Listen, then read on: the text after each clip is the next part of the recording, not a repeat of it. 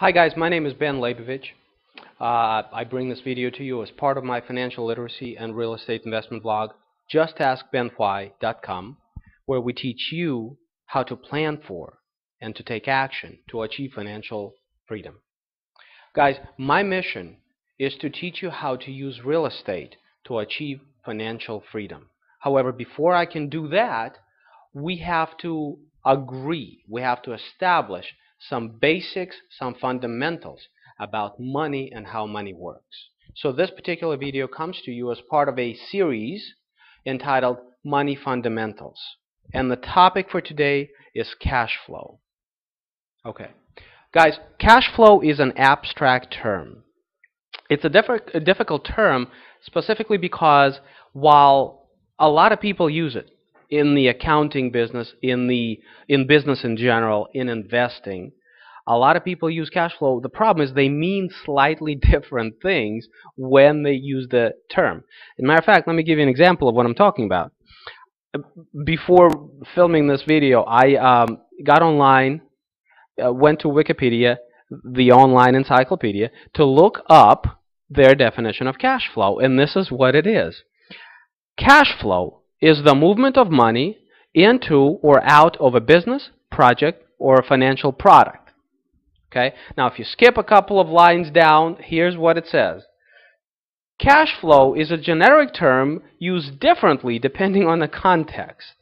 It may be defined by users for their own purposes. It can refer to actual past flows or projected future flows. It can refer to the total of all flows or a subset of those flows.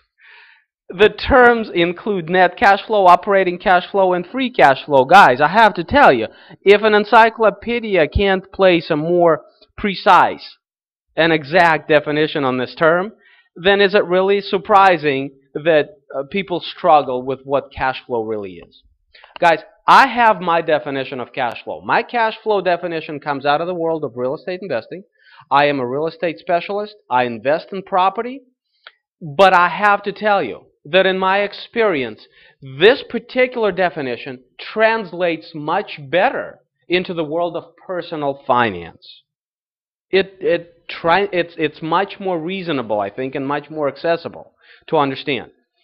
Here's the problem with cash flow. When most people talk about, I shouldn't say most, when a lot of people talk about cash flow, what they really mean is income. Hence this definition I just read, movement of money, okay, or movement of cash.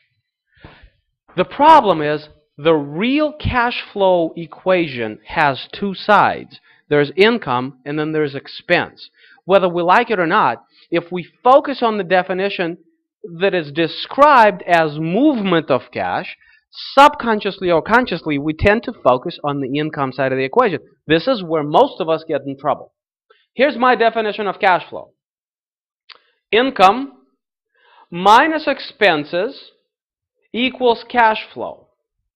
Easily understood, cash flow is simply your savings. Money comes in, you pay for your expenses, what you're left with is cash flow, is savings.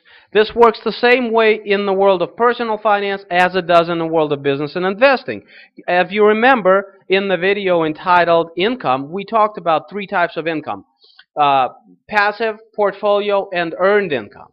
It doesn't matter. Let's say earned income. I use the example of $77,000. You make $77,000. You pay your 35% effective tax rate. You bring home a paycheck annually for $50,000. Here's the deal.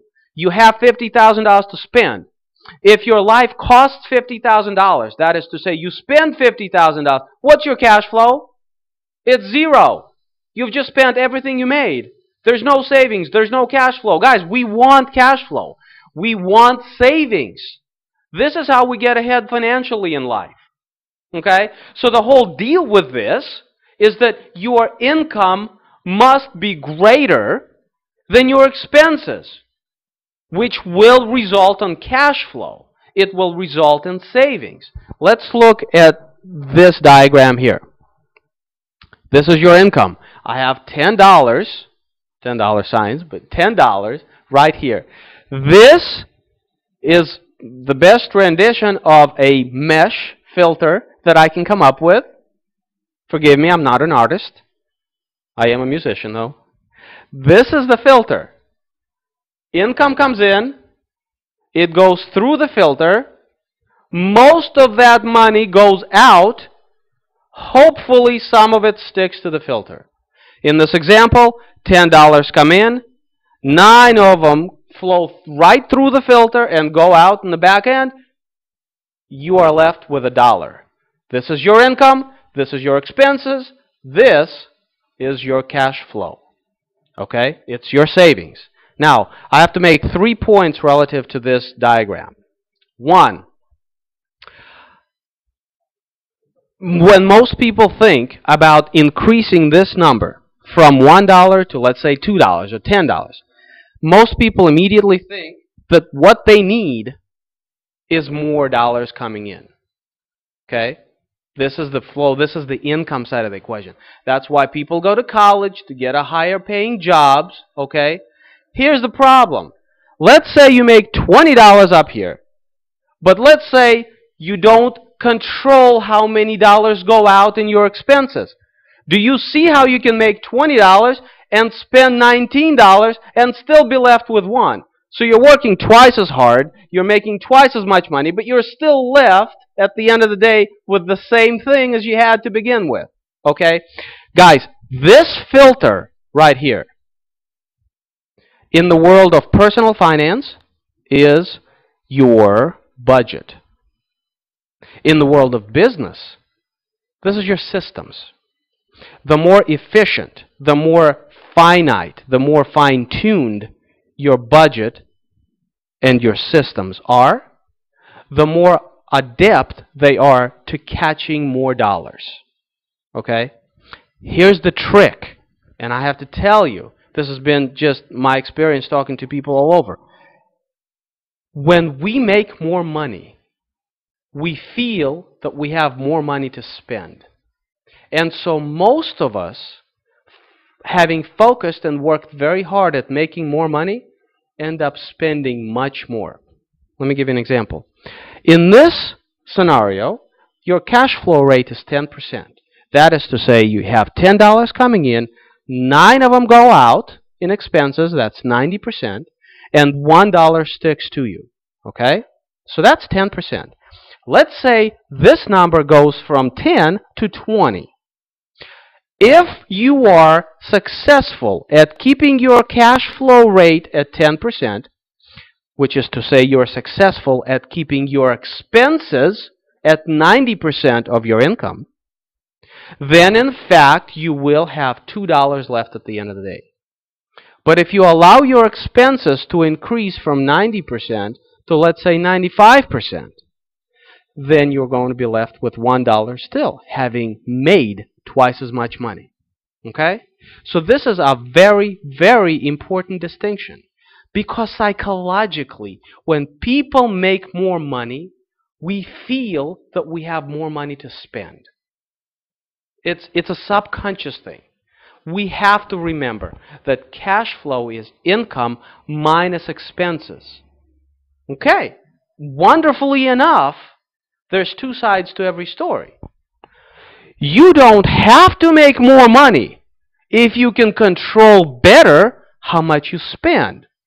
So if you can increase your or decrease your expenses to 80% from 90%, then you can still make the $10 that you were making all along, but because only 8 will go out, you will get to keep 2.